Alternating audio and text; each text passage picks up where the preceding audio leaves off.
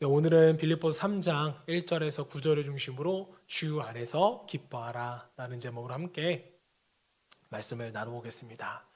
자, 몇 주 전에 뉴스를 보았는데 요즘 MZ세대를 중심으로 불무교라는 용어가 생겼다고 합니다. 불무교. 생소하시죠?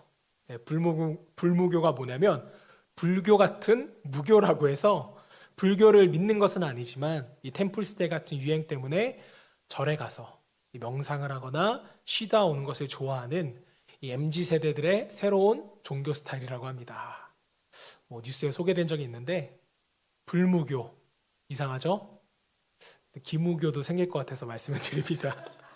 자, 그런데 이런 비슷한 맥락으로 최근 3, 4년 동안 흔히 사회적으로 성공한 사람들을 중심으로 유행하는 여행이 있대요. 혹시 알고 계세요? 네, 우리 모두가 아직 사회적으로 성공을 하지 않았기 때문에 좀 분발을 해야 이 여행을 갈 수 있을 것 같은데요. 자, 어떤 여행이냐면 단기 수도원 체험 여행입니다. 우리가 한동안 유행했던 산티아고 순례자길 이런 데를 돌아다니면서 수행도 하고 이제는 아예 유럽의 한 수도원에 들어가서 한 달 동안, 두 달 동안 쉬다가 또 거기서 뭔가를 찾고 오는 그런 여행이 굉장히 인기라고 합니다.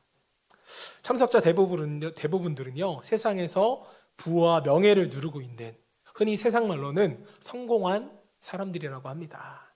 자, 그런데 이들을 대상으로 도대체 왜 하고 많은 것 중에 수도원으로 여행을 왔습니까? 이것을 물어보면 공통적인 이유를 대답했다는 거예요. 그 이유는 내 삶은 지금 너무 공허하고 허무합니다. 세상의 명예와 부는 아무것도 아니었습니다. 이런 것을 다 얻었고도 나는 늘 갈망함을 느낍니다. 그래서 나는 이번 여행을 통하여서 진정한 행복은 무엇인가? 행복은 어디 있는가를 찾기 위해서 여행을 왔습니다. 이렇게 대답을 한다는 것입니다. 자, 이 땅의 많은 사람들은 성공하기만 하면 행복하겠지라는 신기루를 쫓으며 나름대로 열심히 살아가고 있습니다. 자, 하지만 신기루는 허상일 뿐이죠. 그곳에는 참 행복이 없다라는 것입니다. 즉, 참된 기쁨을 느끼지 못하면서 살아가고 있다라는 거예요. 여러분도 어떠세요? 오늘을 살아보니까 행복하고 기쁘세요? 이렇게 표정이 어두우세요. 여러분의 자녀들만 봐도 막 기쁘지 않으세요? 네.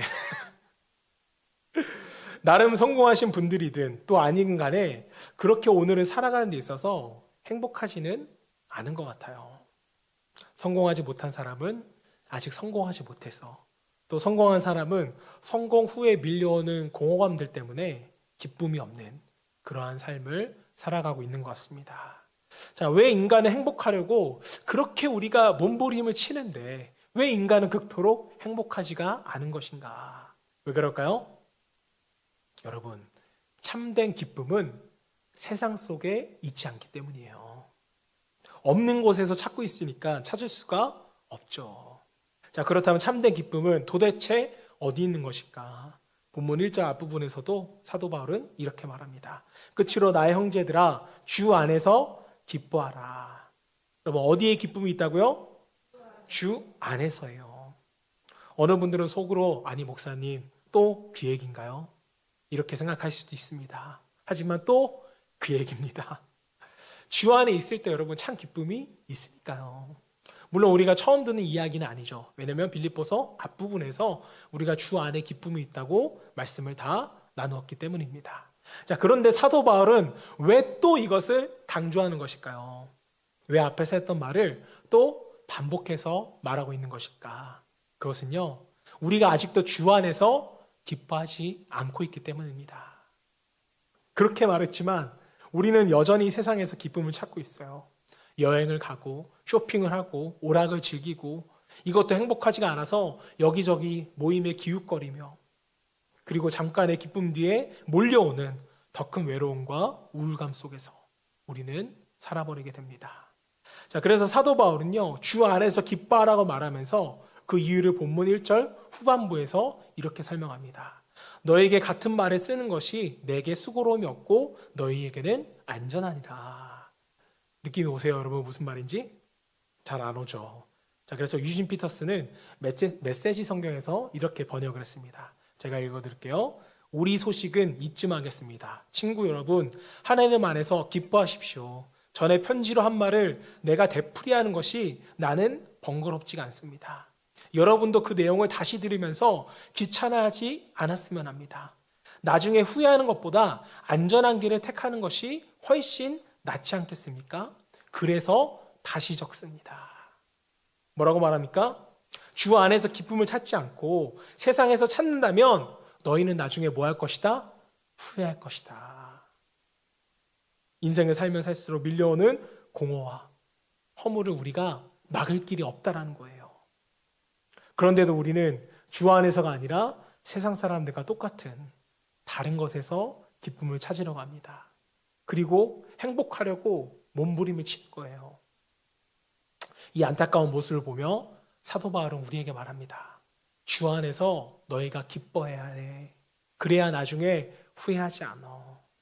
자꾸 반복해서 우리에게 권면하고 있는 것입니다. 자, 사랑하는 여러분, 다른 곳에서가 아니라 여러분 모두가 주 안에서 기뻐할 수 있기를 소망합니다.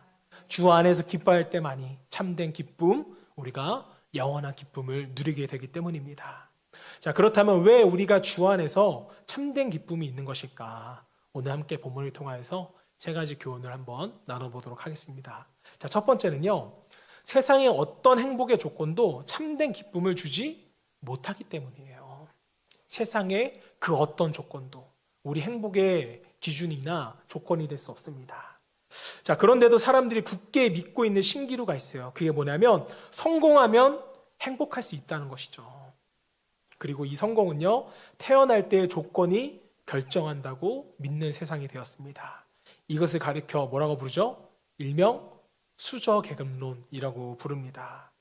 수저계급론이 언제 나온지 제가 찾아보니까 벌써 이 말이 나온 지 10년이나 됐더라고요. 2010년 초반에 나온 말이라고 합니다. 그런데 이게 완화됐나요? 심화됐나요? 심화됐죠. 예전에는 뭐 흑수저, 동수저, 은수저, 금수저인데 이제는 뭐 다이아몬드 수저도 있고요. 그 위에는 심지어 티타늄 수저까지 더 나왔습니다. 금수저로 태어났느냐, 흑수저로 태어났느냐에 따라서 행복과 불행함이 결정된다고 사람들은 이제는 믿고 있습니다. 자, 그런데 과연 그럴까요? 사도 바울은요, 전혀 아니라고 말하고 있습니다. 본문 4절 5절 말씀. 그러나 나도 육체를 신뢰할 만하며 만일 누구든지 다른 이가 육체를 신뢰할 것이 있는 줄로 생각하면 나는 더욱 그러하리니 나는 8일 만에 할례를 받고 이스라엘 족속이요 베냐민 지파요 히브리인 중에 히브리인이요 율법으로는 바리새인이요. 이해가 되시나요? 좀 어렵죠? 더 쉽게 공동 번역으로 제가 일거를 좀 드리겠습니다. 하기야 세속적인 면에서도 나는 내세울 만한 것이 있습니다. 만약 어떤 사람이 세속적인 것을 가지고 자랑하려 든다면 나에게는 자랑할 만한 것이 더 많습니다.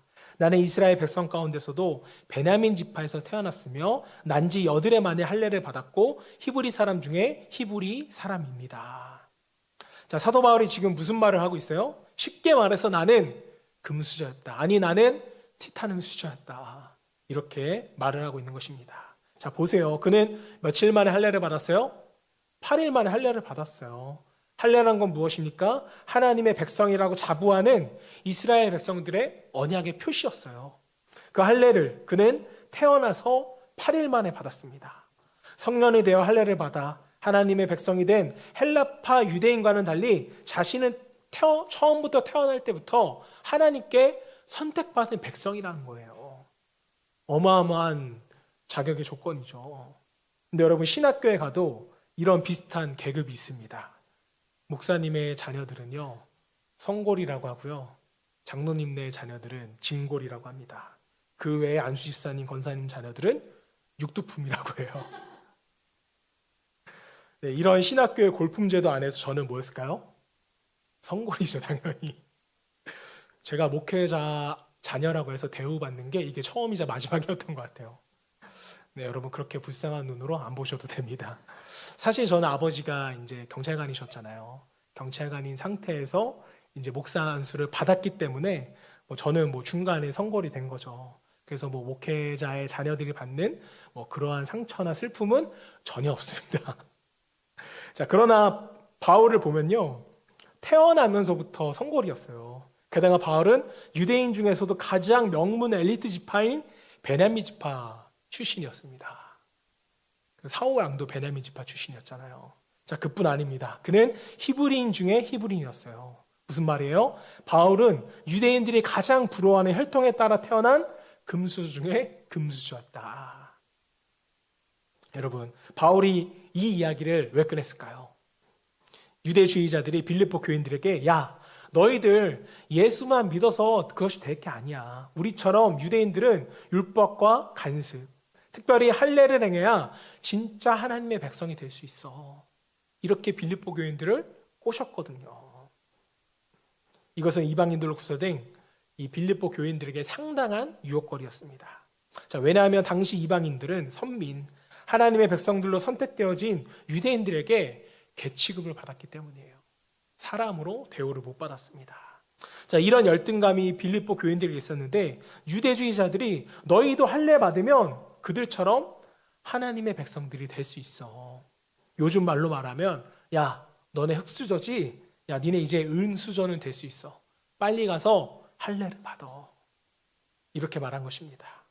자, 분명 신분 상승의 기회로 이야기가 들렸을 것이기 때문에 빌립보 교인들이 여러분 얼마나 많이 흔들렸겠어요. 여러분들이라면 어떠셨을 것 같아요? 안 흔들리셨을까요? 신분의 상승, 보다 높은 지위에 올라서 보다 더 많은 것을 누리려는 욕심, 그것만 얻으면 직원보다 더 행복해질 거라는 믿음, 우리 가운데 있잖아요.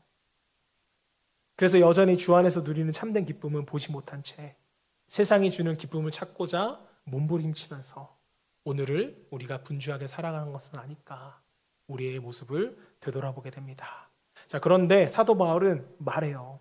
그 좋은 조건, 모든 유대인들이 부러워하는 혈통을 따라 금수저로 태어났지만 나는 행복하다, 행복하지 않다? 나는 행복하지 않다라는 거예요. 사랑하는 여러분, 우리가 이 세상을 살아갈 때에 금수저냐 흙수저냐 이것이 중요한 게 아니에요.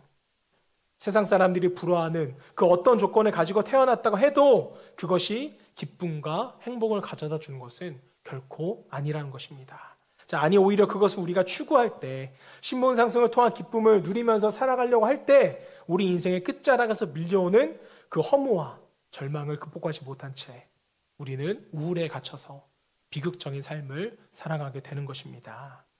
여러분, 행복은 조건이 아니에요. 무엇을 소유한다고 결코 행복해지지 않습니다. 자, 그러기에 오직 주 안에서만 기뻐할 수 있는 저와 여러분 되시기를 주님으로 축복합니다. 자, 한 발 더 나아가서 왜 우리는 주 안에서 참된 기쁨이 있는 것일까? 두 번째는요, 어떤 인간의 성취도 참된 기쁨을 주지 못하기 때문입니다. 어떤 인간의 성취도 참된 기쁨이 될 수 없어요. 여러분, 미국에 메슬로우라는 굉장히 유명한 심리학자가 있습니다. 자, 왜 인간이 행복하지를 못할까? 인간의 어떤 욕구가 충족이 되어야 행복감을 느낄까라고 해서 이 사람이요, 인간의 5가지 욕구를 정리해봤습니다. 소개해드리면 가장 낮은 단계 욕구가 생리적 욕구예요. 식욕, 수명욕, 또 성욕이 있는데 이것이 충족되면 행복감을 느낄 수 있는 밑바탕이 된다고 합니다. 자, 두 번째 단계는요, 안전의 욕구예요. 즉 신체적, 감정적, 경제적으로 자신이 보호를 받으면 행복감을 느끼는 단계입니다. 그리고 세 번째는 애정과 소속의 욕구예요. 내가 누군가로부터 사랑을 받고 있고 또 내가 어딘가에 소속되어 있으면 뭐 그게 가족이든 사회 집단이든 소속감을 느끼면 인간은 행복감을 느낀다고 합니다. 자, 네 번째는요, 존중의 욕구예요. 명예욕, 또 권력욕과도 이제 이어지는데 남들에게 인정받고 존중받으면 행복감이 올라간다고 합니다. 자, 그리고 마지막 5번째는요, 자아실현 욕구입니다. 내가 하고 싶은 것, 내가 이루고 싶은 것을 이루면 느낄 수 행복인데 이 메슬로우는요, 이 자아실현 욕구가 가장 큰 행복감을 준다고 설명을 합니다. 자, 그런데 여러분, 뭔가 성취하면 그것이 과연 우리에게 영원한 행복감을 줄 수 있을까요? 아니에요. 잠깐입니다. 메슬로우도 이것을 깨닫고 뒤늦게 6단계를 추가했어요. 그게 뭐냐면 자기 초월의 욕구입니다. 자기를 초월하는 것. 간단히 설명하면 남을 위하여 살아가는 욕구인데 저는 이것이 나는 죽고 예수로 살아가는 종교적인 초월이라고 믿습니다. 자, 하지만 사람들은 대부분 5단계 자아 실현 욕구에 머물러 있기 때문에 무엇을 성취하면 나는 행복해질 것이다. 이러한 공식을 가지고 살아가고 있다는 거예요. 유대주의자들 역시 빌립보 교인들에게 그렇게 말했습니다. 율법을 지키는 성취감이 너희에게 분명 기쁨을 가져다 줄 거야. 하지만 아니라는 거죠. 본문 5절 6절 말씀 보세요.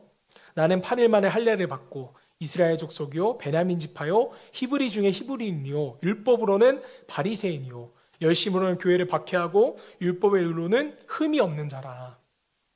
자, 사도 바울이 자신의 신분, 즉 태어날 때부터 가졌던 좋은 조건을 나열하고 여러분 이제부터는 무엇에 대해서 말하고 있어요? 자신이 율법의 요구를 어떻게 이루었는지를 설명합니다. 첫 번째, 그는요 바리새인이 되었어요.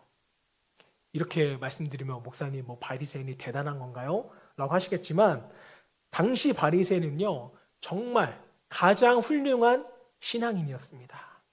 예수님이 오시고 나서부터 이 자신들의 기득권을 이제 챙기기 위해서 예수님의 대적자가 됐지만 이전까지는 하나님의 말씀이 율법을 가장 많이 연구할 뿐만 아니라 그것을 철저하게 지키는 가장 모범적인 신앙인이었어요. 아무나 바리새인이 되는 것이 결코 아니었습니다. 자, 게다가 바울은요 당시 최고의 율법 선생인 가말리알의 문화생이었어요. 그리고 그 중에 수제자, 지금으로 말하면 서울대학교 의대 수석 정도 되는 그러한 위치였습니다. 여러분 부모님들의 이 명문 대학을 보내고 싶어하는 그 욕심 우리가 많이 보잖아요. 그래서 태어나면 부모들이 애기들에게 그냥 우유는 안 먹입니다. 애가 천재가 아닐까 싶어서 어떤 우유를 먹어요? 아인슈타인 우유를 먹습니다. 자, 하지만 초등학교에 들어가면 천재가 아닌 것을 깨닫게 되죠. 그냥 서울대에 들어가라고 이제 서울 우유를 먹여요. 저희 아이들 아직 서울 우유를 먹이고 있습니다. 자, 그러다가 중학생이 되면 서울대가 어렵다는 거 알게 되고 어떤 우유를 먹이나요? 연세 우유를 먹입니다. 그러다가 이제 고등학생이 되면 연세대도 힘들다는 것을 알고 그 다음은 건국 우유를 먹인다고 하죠. 네, 하지만 고3이 되면 이제 인서울도 힘든다는 것을 알게 되고 그래서 마지막으로 먹이게 된 우유가 뭐예요? 네? 메이루래요? 저지방대라고 가라고 저지방 우유를 먹인다고 합니다. 저지방 우유. 네. 웃자고 만든 이야기인데 여러분 굉장히 슬퍼요. 아인슈타인에서 저지방 우유까지 떨어지는 게 한순간입니다. 근데 여러분 요즘은 명문대에 들어갔어도 졸업을 해도 뭐가 문제예요? 또 취업이 문제인데 그런데 사도 바울은요 졸업하고서도 탄탄대로였습니다. 얼마나 열심히 있었는지 사도행전을 보면 사도 바울은 그리스도인들을 처벌할 수 있는 엄청난 권세와 또 그리스도인들을 죽이는 투표에 참여할 수 있는 높은 지위까지 얻게 됩니다. 자, 이것 때문에 사도 바울이 이스라엘 최고 정치 또 종교기관인 사내드린의 공회원이었다라는 이야기도 하는데요. 자, 이쯤 되면 바울처럼 여러분 남부러울 사람이 없는 거예요. 그런데 사도 바울은 본문에서 놀랍게도 이렇게 말합니다. 본문 7절 보세요. 그러나 무엇이든지 내게 유익하던 것을 내가 그리스도를 위하여 다 해로 여길 뿐더러. 무엇을 여긴다고요? 무엇으로? 다 해로 여긴대요. 황당하죠. 그 좋은 것을, 그 유익이 되는 것을 왜 해로 여길까? 그런데 여러분 그 정도가 아닙니다. 본문 8절 보세요. 또한 모든 것을 해로 여김은 내 주 그리스도 예수를 아는 지식이 가장 고상하기 때문이라. 내가 그를 위하여 모든 것을 잃어버리고 배설물로 여김은. 여러분 이게 이해가 되세요? 바울은 왜 그랬을까요? 왜 사람들이 이루고 싶어하는 그 모든 것을 다 이루어놓고도 그것을 해로, 아니 배설물로까지 여겼을까? 그것은 율법의 요구를 이루고자 했던 그 성취와 노력이 자신을 더 우울하고 공고하게 만들었기 때문이었습니다. 자, 그는 율법의 요구를 성취하고자 했던 그때의 심정을 로마서 7장 24절에서 이렇게 고백합니다. 오호라 나는 곤고한 사람이로다. 이 사망의 몸에서 누가 나를 건져내랴. 사랑하는 여러분, 무엇인가 성취하면 행복할 거라고 생각하세요? 성취하면 행복할 거라고 믿기 때문에 오늘도 열심히 살아가고 계시나요? 하지만 그럴수록 인간은 공고해진다는 것을 기억하시길 바랍니다. 세상에 어떤 것을 성취해도 참된 기쁨을 얻지 못해요. 무언가를 우리가 성취했을 때 그 성취는 우리가 행복하기 위해서 또 이루어야 할 그 다음 성취 과제를 끊임없이 우리에게 요구하고 있기 때문입니다. 이 과정이 여러분 죽을 때까지 반복될 뿐이라는 거죠. 여러분, 그러기에 기쁨을 얻으려면 우리는 반드시 주 안에 있어야 합니다. 저 여러분이 인간의 성취가 아닌 하나님을 취함으로써 주 안에서 기뻐할 수 있기를 주님을 축복합니다. 자, 마지막으로 왜 주 안에서 참된 기쁨이 있는 것일까? 예수 그리스도만이 참된 기쁨을 주기 때문입니다. 예수 그리스도만이 참된 기쁨을 우리에게 주신다. 여러분, 이것은 너무나도 분명한 사실이죠. 본문 7절 그리고 8절 앞부분까지 보겠습니다. 자, 그러나 무엇이든지 내게 유익하던 것을 내가 그리스도를 위하여 다 해로 여길 뿐더러 또한 모든 것을 해로 여김은 내 주 그리스도 예수를 아는 지식이 가장 뭐하기 때문이라? 고상하기 때문이라. 바울이 사람들이 부러워하는 그 출생의 조건과 또 성취한 것들, 자기 자신에게는 그래도 한때는 유익하다고 믿었던 것들인데 왜 해로 여기게 되었을까요? 여러분, 사실 생각해 보면 그래도 그러한 것들 때문에 우리가 잠시라도 못 느껴요? 기쁨을 느끼잖아요. 또 자랑하며 살아가잖아요. 그런데 왜 바울은 그 모든 것을 도대체 해로 여기는 것일까? 그것은 그리스도 예수를 아는 지식이 가장 고상하기 때문입니다. 자, 고상하다는 것은요, 원어적으로 가장 뛰어나다, 가장 우수하다라는 의미인데, 즉 사도 바울은 예수 그리스도와의 깊은 교제가 그에게 가장 큰 기쁨을 주었기 때문에 세상의 싸구려 기쁨을 추구하는 것이 해로울 뿐만 아니라 오히려 배설물처럼 느껴진다 라고 사도 바울은 자신의 느낌을 고백하는 것입니다. 여러분 이해되세요? 여러분 지금 하나님을 예배하는 것이 그 어떤 것보다 기쁘세요? 설사 병들어 죽음이 찾아온다 해도 그 에바브로 디도처럼 이것이 더 여러분의 기쁨으로 차오르실 것 같으세요? 솔직히 말하면 그런 기쁨이 우리에게는 없잖아요. 더 솔직히 말하면 우리는 세상의 헛된 것을 더 기쁨으로 찾습니다. 쇼핑을 하고 여행을 하고 TV와 문화를 즐기고 인간관계 속에서 기쁨을 찾아보려고 애쓰잖아요. 우리는 예수 그리스도 이외에 무언가가 더 필요하다는 생각으로 이 땅의 삶을 살아가고 있는지도 모르겠습니다. 그런데 여러분, 빌립보 교인들도 그랬어요. 그래서 유대주의자들이 그 틈을 타고 들어가서 이렇게 말한 거예요. 야, 너희들 예수 그리스도만으로는 부족해. 너희들 우리처럼 율법을 지키고 제사를 드리고 할례를 행하면 온전해질 수 있어. 이렇게 그들을 유혹한 것입니다. 하지만 아니에요. 그래서 바울은 이렇게 말합니다. 본문 1절 2절 끝으로 나의 형제들아 주 안에서 기뻐하라. 너희에게 같은 말을 쓰는 것이 내게는 수고로움이 없고 너희에게는 안전하니라. 개들을 삼가고 행악하는 자들을 삼가고 몸을 상해하는 일을 삼가라. 여러분 지금 바울이 뭐라고 말하고 있어요? 개들을 삼가고 행악하는 자들을 삼가고 몸을 상해하는 일을 삼가라고 말합니다. 이 말 뜻은요, 즉 유대자의 주 안에서 기쁨이 있기 때문에 엉뚱한 곳에서 기쁨을 찾지 말래요. 하지만 우리는 여전히 주 안에서 기뻐하지 않습니다. 여전히 열심히 벌어서 해외여행 다녀오면 여러분 그게 행복이라고 생각해요. 여전히 내 자녀가 서울대 들어가면 그것이 가장 큰 기쁨이라고 말합니다. 그런데 여러분 그게 아세요? 그 기쁨이 오래 가던가요? 해외여행 한번 갔다 오면 1년 동안 행복하세요? 아닐걸요? 아닙니다, 여러분. 얼마 못 가요. 하지만 그런데도 여전히 우리는 그 잠시의 기쁨 때문에 세상 속의 기쁨을 찾고 있는 것인지도 모르겠습니다. 자, 왜 그럴까요? 주 안에서 기뻐한다는 것이 무슨 뜻인지 여러분 잘 모르기 때문에요. 우리는 이렇게 생각을 합니다. 어느 날 예수를 믿으면 갑자기 우리 안에서 저절로 기쁨이 솟아오를 것이다.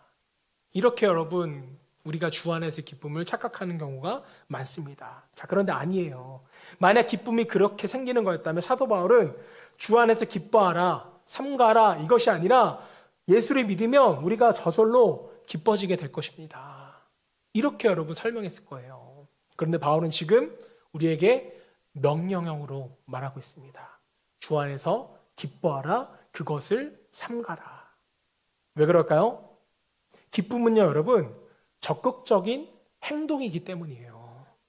주 안에서 기뻐하기 위해서 우리가 움직여야 하고 우리가 분명히 삼가야 할 것이 분명히 있다라는 것입니다.